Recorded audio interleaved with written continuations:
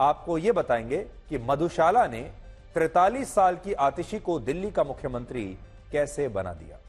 मशहूर कवि हरिवंश राय बच्चन ने एक कविता लिखी थी जिसकी एक पंक्ति थी, मेल कराती मधुशाला। दिल्ली के शराब घोटाले में जब मनीष सिसोदिया, संजय सिंह और अरविंद केजरीवाल की गिरफ्तारी हुई, तब यह पंक्ति मेल कराती मधुशाला से जेल कराती मधुशाला हो गई। और आज जब ये तीनों नेता शराब घोटाले के मामले में जमानत पर जेल से बाहर आ चुके हैं और आतिशी दिल्ली की नई मुख्यमंत्री बन गई हैं, तब ये पंक्ति भी एक बार फिर से बदल गई है और अब लोग कह रहे हैं मुख्यमंत्री बनाती मधुशाला। यानी मेल कराती मधुशाला, जेल कराती मधुशाला, मुख्यमंत्री बनाती मधुशाला। शराब घोटाला आतिशी के लिए इतना भाग्यशाली साबित हुआ कि जब इस घोटाले में मनीष सिसोदिया की पहली गिरफ्तारी हुई, तब आतिशी को उनकी जगह पर दिल्ली की सरकार में पहली बार मंत्री बनाया गया। और आप कह सकते हैं कि अगर शराब घोटाला न होता तो इस मामले में मनीष सिसोदिया की गिरफ्तारी भी न होती, तो आतिशी भी सरकार में शायद मंत्री न बनती।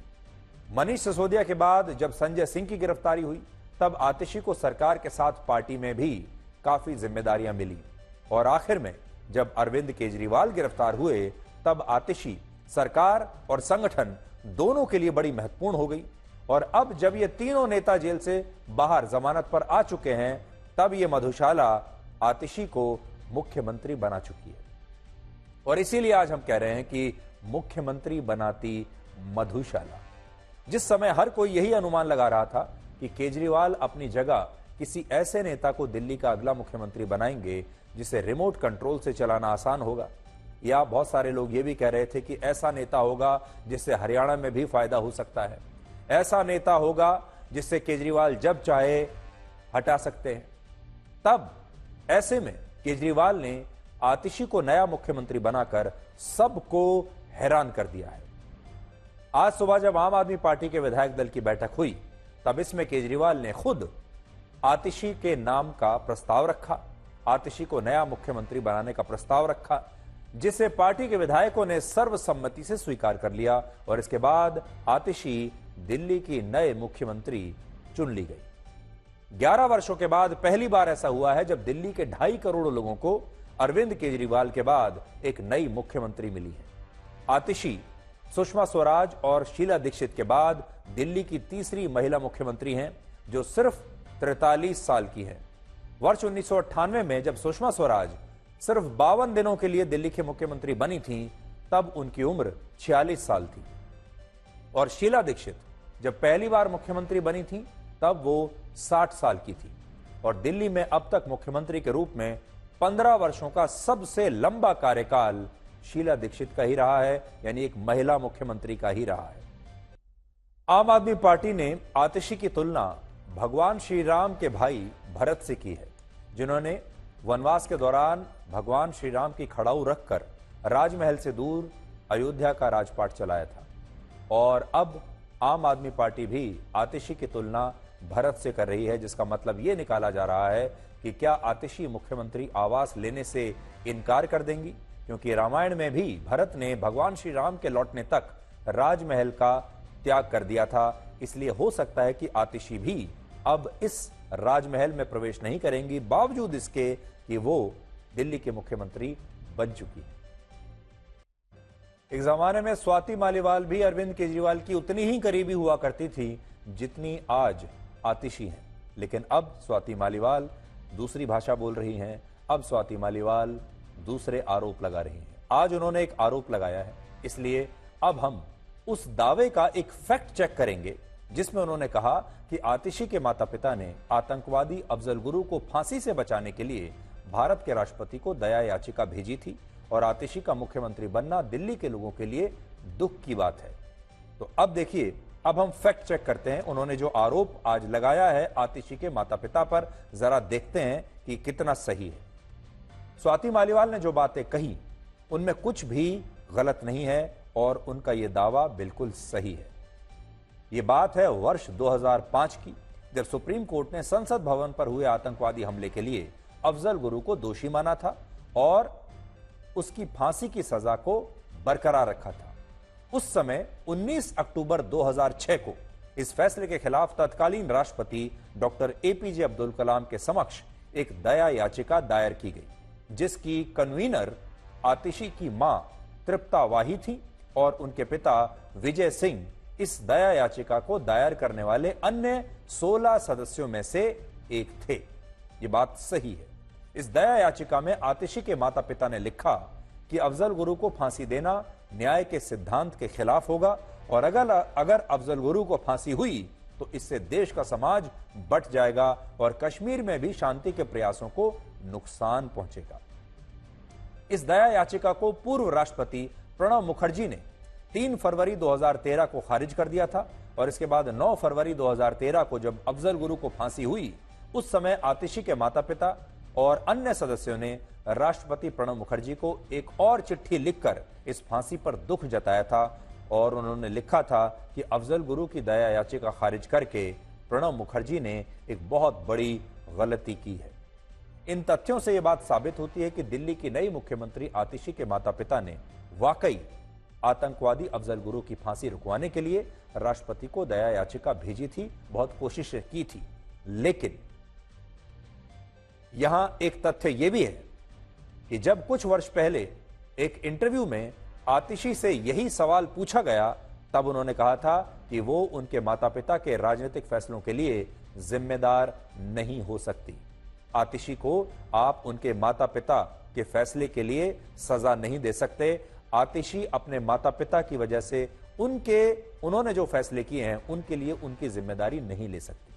हालांकि आज स्वाति मालीवाल के बयान पर आम आदमी पार्टी ने बड़ी आपत्ति जताई और कहा कि उन्हें बीजेपी की भाषा बोलने के लिए पार्टी के राज्यसभा सांसद की सदस्यता से इस्तीफा दे देना चाहिए। अरविंद केजरीवाल ने जो फैसला किया है आतिशी को मुख्यमंत्री बनाने का, अब जरा इस फैसले का एक ब्लैक एंड व्हाइट विश्लेषण करते हैं। पहली बात, केजरीवाल ने एक कठपुतली मुख्यमंत्री को तो चुना है, यह बात सही है, लेकिन एक नाकाबिल मुख्यमंत्री को उन्होंने नहीं चुना है। वो बहुत पढ़ी लिखी हैं, उन्होंने अपनी काबिलियत दिखाई है। इससे पहले उन्होंने जो मंत्रालय संभाले, पार्टी का काम संभाला, सरकार का काम संभाला, हर जगह उन्होंने अपनी प्रतिभा दिखाई है, अपनी लॉयल्टी दिखाई है। इसलिए ये बड़ी बड़ी पार्टियों में जब आप काम करते हैं और इस तरीके से जब 12 साल के अंदर आपको मुख्यमंत्री बना दिया जाता है, तो ये बात तो सही है कि आपको अपने बॉस की बात तो माननी ही पड़ेगी, हर बात माननी पड़ेगी। फैसले केजरीवाल लेंगे और हस्ताक्षर आतिशी करेंगी, ये बात बिल्कुल सही है। लेकिन केजरीवाल ने एक कठपुतली मुख्यमंत्री को तो चुना है, आतिशी के पास कोई विकल्प नहीं है, एक कठपुतली बन के रहना ही पड़ेगा। लेकिन वो नाकाबिल मुख्यमंत्री नहीं है। केजरीवाल ने जो उम्मीदवार चुना है वो कम से कम बिल्कुल सही है, पढ़ा लिखा है, काबिल है। दूसरा, अब केजरीवाल अपना पूरा ध्यान दिल्ली में चुनाव प्रचार पर लगाएंगे, चुनावों पर लगाएंगे और उनकी पूरी कोशिश ये होगी कि तीसरी बार भी, इस बार भी वो आम आदमी पार्टी को दिल्ली में प्रचंड बहुमत दिलाकर एक बार फिर अपनी सरकार बनाए और फिर पूरे गाजे बाजे के साथ वो फिर से दिल्ली के मुख्यमंत्री बन जाए। अब ये पूरी ताकत वो लगाएंगे, उनके पास अब समय ही समय है। और तीसरी बात यह कि आतिशी के मुख्यमंत्री बनने के बाद केजरीवाल प्रशासनिक जिम्मेदारियों से मुक्त हो जाएंगे और मोदी विरोध में खुद को एक राष्ट्रीय नेता के तौर पर स्थापित करने में अपनी पूरी ताकत वो लगाएंगे। उनका शुरू से यही सपना है कि उन्हें एक राष्ट्रीय नेता बनना था, अपनी पार्टी को राष्ट्रीय पार्टी बनाना था।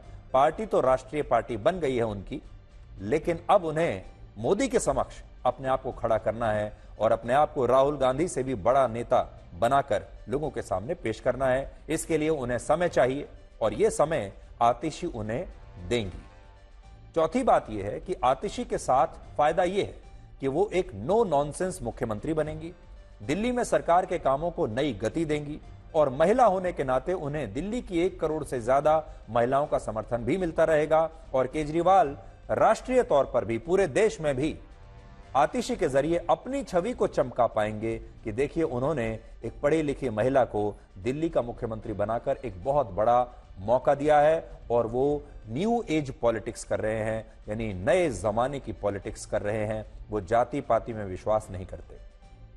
और 5वां पॉइंट ये कि इस फैसले से केजरीवाल ने यह भी बता दिया कि आम आदमी पार्टी वन मैन शो नहीं है और उनके पास पार्टी में एक मजबूत सेकंड लाइन ऑफ लीडरशिप मौजूद है, यह भी उन्होंने बताने की कोशिश की है। तो अब केजरीवाल प्रशासनिक जिम्मेदारियों से मुक्त हो गए हैं। अब उनके पास एक फ्री हैंड है, वो रिमोट कंट्रोल से सरकार भी चलाते रहेंगे, आतिशी को बताते भी रहेंगे कि आतिशी को क्या करना है। आतिशी की लॉयल्टी पर, उनकी ईमानदारी पर केजरीवाल को पूरा भरोसा है और उन्हें लगता है कि उन्होंने जो रिस्क लिया है आतिशी को मुख्यमंत्री बनाने के पीछे, आतिशी उन्हें कभी धोखा नहीं देंगे। लेकिन हमेशा याद रखिएगा, एक जमाने में स्वाति मालीवाल के बारे में भी केजरीवाल की राय यही थी, लेकिन आज स्वाति मालीवाल क्या कह रही हैं आपने देख लिया। ये जो सत्ता है ये बड़ी बुरी चीज होती है और राजनीति में अक्सर ऐसा होता रहता है। हम ये नहीं कह रहे कि आतिशी यही करेंगी, लेकिन फिलहाल अरविंद केजरीवाल ने कुछ नया करने की कोशिश जरूर की है। तो रसोई में खीर पकाने के आज दो मौके थे, खीर खाने के और खीर पकाने के। पहला मौका तो ये कि इस आदिवासी परिवार को आज प्रधानमंत्री मोदी ने उनके घर की चाबी सौंपी, उन्होंने गृह प्रवेश किया। और जब आप नए घर में जाते हैं और पहली बार नए घर की रसोई में खाना बनाते हैं तो खीर बनाई जाती है, लोगों का मुंह मीठा किया जाता है। तो पहला मौका इस परिवार के लिए ये था। और दूसरा मौका था प्रधानमंत्री मोदी का जन्मदिन, और इस मौके पर प्रधानमंत्री मोदी जैसा कि कह रहे थे कि आज वो अपनी मां को बहुत मिस कर रहे थे, अगर वो होती तो वो भी उनके लिए खीर बनाती। लेकिन आज उन्होंने इस परिवार के साथ इनके घर में बैठकर अपने जन्मदिन के मौके पर और उनके गृह प्रवेश के मौके पर खीर खाई। अब आप प्रधानमंत्री मोदी के जीवन से 5 बड़ी बातें कौन सी सीख सकते हैं ये बताते हैं। पहली बात, नरेंद्र मोदी भारत के पहले ऐसे प्रधानमंत्री हैं जो अपने हिंदू होने पर या अपनी सनातन संस्कृति को लेकर कभी बैकफुट पर नहीं गए, कभी शर्मिंदा नहीं हुए। और उनका जीवन बताता है कि इस देश में हिंदू धर्म को मानते हुए भी धर्म निरपेक्ष रहा जा सकता है। वो नवरात्रि में उपवास रखते हैं, गौ सेवा करते हैं, गणपति की पूजा करते हैं और अपने धर्म को लेकर कभी बैकफुट पर नहीं होते। और वो दुनिया के बड़े से बड़े मंच पर हिंदी में बात करते हैं। उन्होंने कभी भी अपने परिधान में कोई बदलाव नहीं किया। आज भी दुनिया में बड़ी से बड़ी जगह पर जाते हैं, चूड़ीदार कुर्ता पहनते हैं, पजामा पहनते हैं और भारत की संस्कृति को और अपने धर्म को, अपने सनातन धर्म को अपने साथ लेकर चलते हैं। दूसरा, आप उनके जीवन से अनुशासन सीख सकते हैं। वो दुनिया के शायद इकलौते ऐसे प्रधानमंत्री हैं जिन्होंने पिछले 10 वर्षों में एक भी छुट्टी नहीं ली है और वो आज भी 74 वर्ष की उम्र में भी हर दिन 17 से 18 घंटे बिना रुके काम करते हैं। इसलिए हमारे देश के युवा खासतौर पर आज प्रधानमंत्री मोदी से एक अनुशासित जीवन कैसे जीना है ये सीख सकते हैं। तीसरा, प्रधानमंत्री मोदी की सफलता, उनकी लोकप्रियता और उनके विचार सब कुछ मौलिक हैं, सब कुछ असली हैं और वो एक चाय वाले के बेटे से देश के प्रधानमंत्री बने हैं। और उनकी जो सफलता है, उनकी जो यात्रा है, पूरी तरह से ऑर्गेनिक है, पूरी तरह से ओरिजिनल है। उन्होंने गरीब आदमी का जीवन जिया है। पहले एक छोटे से कार्यकर्ता बने पार्टी में, फिर धीरे धीरे राजनीति में एक एक सीढ़ी करके यहां तक पहुंचे हैं बहुत मेहनत के साथ। और उनकी सफलता ना तो उनके परिवार की वजह से मिली और ना ही किसी की मेहरबानी से मिली। वो दिल्ली की राजनीति के लिए एक बाहरी नेता थे और भारत की राजनीति में उन्हें हमेशा एक आउटसाइडर माना गया और अंतर्राष्ट्रीय कूटनीति की दुनिया भी उनके लिए बिल्कुल नई थी। लेकिन उनके मौलिक विचारों ने उन्हें इस दुनिया का सबसे लोकप्रिय नेता बना दिया। इसलिए अपनी मौलिकता को कभी मत छोड़िए, अपनी बारी का इंतजार कीजिए, मेहनत करते चलिए, परिश्रम करते चलिए और एक एक करके बिना जल्दबाजी किए सीढ़ियां चढ़ते चले जाइए, आप जरूर सफल होंगे। चौथा, प्रधानमंत्री मोदी नए आइडियाज और विचारों को अपनाने के लिए हमेशा तैयार रहते हैं, इस उम्र में भी। और उन्होंने टेक्नोलॉजी को शायद सबसे ज्यादा बढ़ावा दिया और खुद भी इसका इस्तेमाल किया। डिजिटल भारत, यूपीआई, सौर ऊर्जा का इस्तेमाल, आर्टिफिशियल इंटेलिजेंस, सेमीकंडक्टर चिप्स के क्षेत्र में उन्होंने भारत को दुनिया में एक नया स्थान दिलाया। वो फ्यूचरिस्टिक हैं, भविष्य के बारे में सोचते हैं, भविष्य की टेक्नोलॉजी के बारे में सोचते हैं और सिर्फ सोचते ही नहीं बल्कि खुद उसका प्रयोग भी करते हैं। उनकी पांचवी और सबसे बड़ी खूबी है कि वो अच्छे नेता होने के साथ साथ एक बहुत अच्छे कम्युनिकेटर यानी संचारक भी हैं और उनका अपनी जनता से संवाद करने का तरीका बिल्कुल अलग है। और यही कारण है कि उनके कोर वोटर से लेकर दुनिया के बड़े बड़े वैश्विक नेता भी उन्हें बहुत पसंद करते हैं और प्रधानमंत्री मोदी जानते हैं कि कैसे लोगों के साथ रिश्ता बनाना है। और आज भी पूरी दुनिया के नेताओं में उन्हें सोशल मीडिया पर सबसे ज्यादा फॉलो किया जाता है, ये उसका एक सबसे बड़ा कारण है। तो आज प्रधानमंत्री मोदी के जीवन से ये लाइफ लेसन आप भी सीख सकते हैं। मैं ये नहीं कहता आप उनसे राजनीति सीखिए, क्योंकि हमारे देश में लोग नेता नहीं हैं, आप कार्यकर्ता नहीं हैं, आप तो एक आम जीवन जीने वाले इस देश के नागरिक हैं। आप उनसे क्या सीख सकते हैं? बिना राजनीतिक विचारधारा के आप उनसे ये 5 चीजें एक लाइफ लेसन के तौर पर उनके जीवन से सीख सकते हैं। चाहे आपकी विचारधारा कोई भी है, चाहे आपकी सोच कोई भी है, चाहे आप किसी भी पार्टी को वोट देते हैं, चाहे आप उन्हें पसंद करते हैं, नापसंद करते हैं, लेकिन ये 5 गुण जो हैं ये उनसे कोई नहीं छीन सकता। और अगर आप चाहें तो इन गुणों को मुफ्त में उनके जीवन को देखकर अपना सकते हैं।